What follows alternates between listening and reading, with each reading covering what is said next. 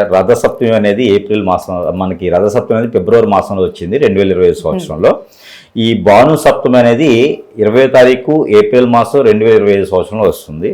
అయితే ఈ భాను సప్తమి అనేది మామూలుగా ఇక్కడ మనకి ఈ తెలుగు రాష్ట్రాల్లో చేసుకోవడం అనేది చాలా అరుదుగా ఉంటుంది.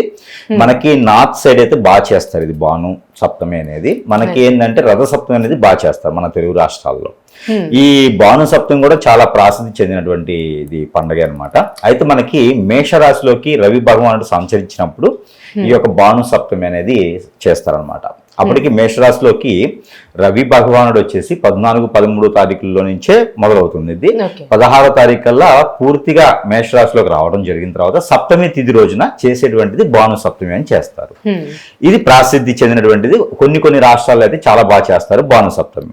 ఆ రోజు నాన్ వెజ్ తినకుండా ఉండడం కానివ్వండి, ఒక పండగలానే చేస్తాం. మనం రథ సప్తమి ఎలా అయితే చేస్తామో కార్యక్రమం, ఆ భాను సప్తమి కూడా కొన్ని రాష్ట్రాల్లో చేస్తాం.